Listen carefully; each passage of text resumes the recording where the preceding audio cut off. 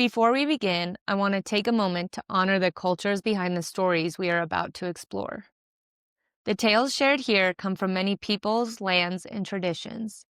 I do not change these stories to fit modern expectations or to align with today's social standards. Instead, I present them as they were told, sometimes beautiful, sometimes harsh, sometimes challenging. We are not here to judge the past, but to understand it, to listen, to learn, and to honor the ancestors who carried these stories forward. We also share stories from various religious traditions. These are presented in their historical and spiritual context, with respect for their beliefs that they represent. Every culture deserves respect, context, and acknowledgement, and this space is dedicated to doing exactly that.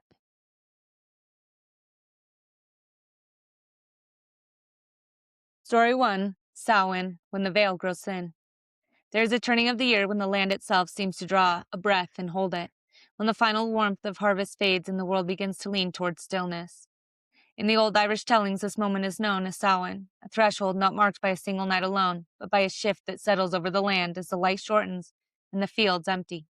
It is not described simply as an ending, but as a crossing, a time when what has been visible begins to recede, and what has remained unseen moves nearer. The earth reflects this change in quiet ways. The last leaves loosen from the trees, the air carries a sharper edge, and the ground, once full of growth, rests in a state that is neither death nor life, but something between. It is said that in this space between the boundary that separates the living world from the other world grows thin, not broken, but softened, as though the distance between them has been gently reduced. Paths that are closed at other times may be crossed, not by all, but by those who move in accordance with that moment. The land does not announce this change, yet those who are attentive feel it, a subtle awareness that what lies beyond the visible is no longer as far away as it once seemed.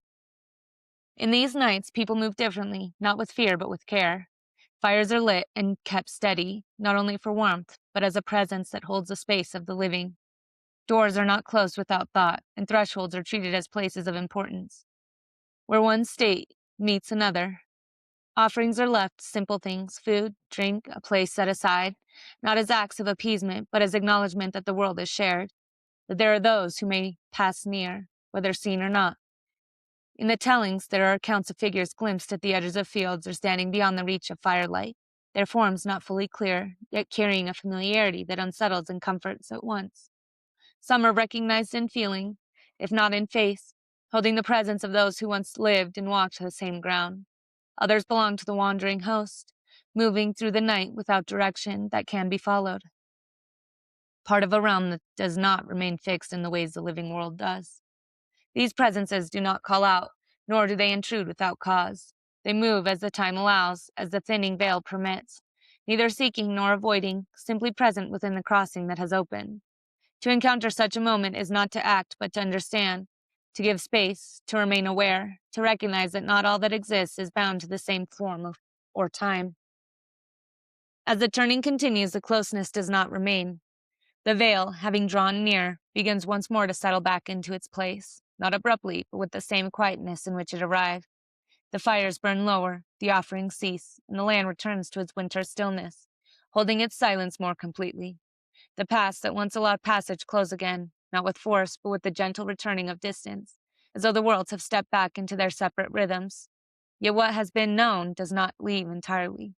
Those who have lived through these nights carry with them an understanding that remains beneath the surface of ordinary days, that the boundary is not fixed, that there are moments when what is hidden draws near, and that presence does not vanish simply because it is no longer seen. The world continues in its cycles, the seasons turning as they always have. Yet something within that movement has shifted. The memory of the thinning veil lingers, not as something to be held onto, but as something that quietly reshapes the way the living walk within their world. They move with a deeper awareness, a recognition that the seen and unseen exist not as separate realms, but as parts of a greater whole that, at certain times, reveal itself. And though the veil has closed, though the distance has returned, the knowing remains, that what once stood just beyond the edge of sight has not gone, but waits, patient and unchanged, until the turning comes again. Story 2, The Snow Maiden, the form that cannot remain. There are tellings from the northern lands where winter does not pass lightly, where snow settles deep and holds its place across the world. shaping both land and life for long stretches of time. In these places, there is a story of the Snow Maiden, known as Snegurachka, who is not born in the way others are, but formed from winter itself. It is said that she comes into being through longing, fashioned from snow by those who wished for a child, shaped with careful hands until what was once only cold and still begins to take form, to move, to live. She walks among people as one of them, gentle in her presence, quiet in her ways, carrying with her the stillness of the season that made her. Those who meet her find no reason to turn away. She listens, learns, and exists within the rhythm of human life. Yet something remains set apart. The warmth that surrounds others does not reach her in the same way. She stands within it, yet does not fully join in, as though she belongs to a different balance, one that holds her in place but does not allow her to change. As time moves forward, the world begins its turning, as it always does. The winter loosens, not all at once, but in subtle shifts. The snow softens at its edges, the air grows less sharp, the light lingers longer each day. What once was still begins to move again. For those who live within this change, it is a return, a renewal of life that has been held beneath the weight of cold. Yet for the Snow Maiden, this same change carries something else. What awakens the land begins to alter her. The warmth that stirs the ground reaches her as well, not as something she can embrace, but as something that begins to undo the form she holds. At first, it is only a quiet difference, a sense that what once felt steady no longer remains untouched. The fires burn brighter, laughter grows fuller, and the world leans fully into life again. Within this, she remains, but not unchanged. There is a growing awareness that what sustains others cannot sustain her, that the balance she depends on is slipping, not through harm, but through the natural movement of the world itself. In the tellings, there comes a moment when this change reaches its fullness. It is often placed within gathering, voices raised, fires lit not for survival but for celebration. The season turned completely toward warmth and light. The Snow Maiden stands within the moment, part of it, yet no longer able to remain as she was. The heat rises, the life around her reaches its peak, and what holds her form begins to release. It is not sudden nor violent, but inevitable. The snow from which she came cannot endure the fullness of spring, and so she yields, not in resistance, but in accordance with what the world requires. What follows is not spoken as disappearance, but as return. The form dissolves, yet what she was becomes part of what continues.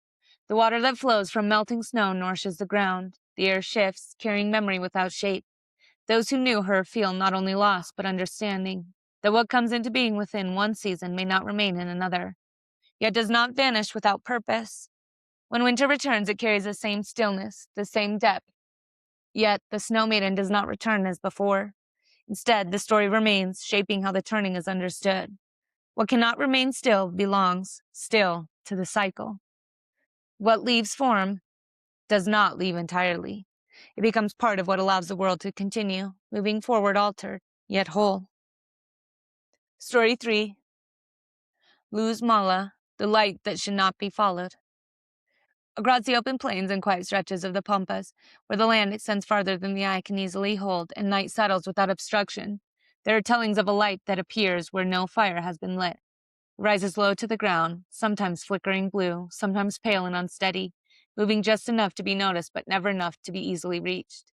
This is known as Luz Mala, the bad light, though the name does not fully contain what it is. Those who see it do not always understand it at first. It may appear in the distance, hovering above the earth, drawing the eye without calling attention to itself, in a place where darkness is deep and the horizon holds no boundary. Even the smallest light carries weight. It becomes something to consider, something that invites movement, not through force, but through curiosity. Travelers who cross the plains at night, Geikos riding long distances, or walkers returning between scattered homes, speak of this light as something known, yet never fully explained, something that has been seen before and will be seen again. There are those who follow it, believing it to be a distant dwelling, a fire set by others, or a guide through the darkness. At first, it seems to respond, shifting slightly as they move, holding its place just far enough ahead to suggest that it can be reached.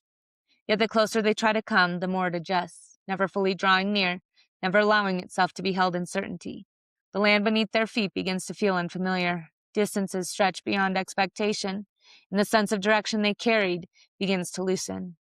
In the tellings, this is the moment when awareness becomes necessary. Some continue forward, drawn deeper into the open land, following the light as it moves beyond reach, until they find themselves far from where they began. unable to retrace the path that brought them there.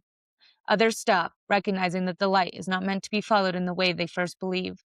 They remain where they are, allowing the moment to settle, watching as the glow continues its quiet movement without them. In that stillness, the pull fades, and the path beneath them becomes their own again. The light is not always described as harmful, though its name suggests otherwise. In some tellings, it is said to rise from the earth itself, from places where something has been left unsettled, old graves, forgotten remains, or ground that carries a presence not fully at rest.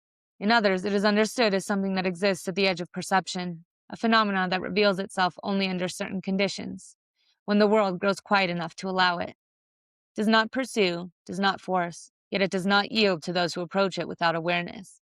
It exists within its own movement, never guiding nor misleading in a simple sense, but holding a boundary that must be recognized. Those who have seen it and chosen not to follow carry that recognition with them. They move differently afterward, not with fear, but with a steadier attention to what draws them forward. The plains remain as they always have, open and unchanged, yet the act of moving through them no longer feels the same. The presence of the light lingers not as something visible, but as knowing that not every direction offered by the world is meant to be taken, and that some paths, once refused, reveal the way more clearly than if they had been followed at all. Story 4, Jack-o'-lantern, the light that wanders.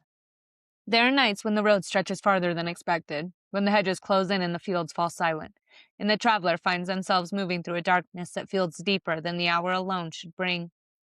In the old Irish tellings, it is during such nights that a light may appear where none was placed, a small flame, contained yet unsteady, drifting just ahead along the path. It does not burn like a hearth fire, nor does it hold the steadiness of a lantern carried by hand. Instead, it wavers, rising and falling slightly, as though it moves with its own purpose. This is the wandering light often spoken of through the tale of Jack, a figure who, in life, walked his own way without regard for the balance that governs the world.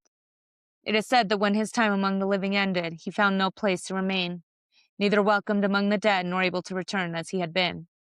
What he carried with him was a single ember, set within a carved turnip, to shield it from the wind.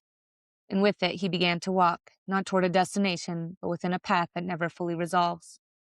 Those who encounter such a light do not always recognize it for what it is. It may appear at a distance, steady enough to suggest guidance, close enough to feel reachable.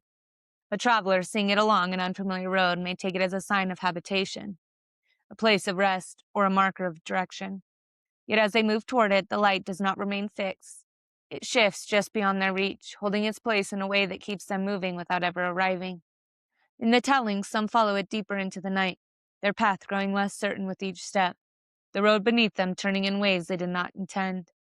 Others, noticing the pattern, come to understand that the light is not leading in the way they first believed. They stop.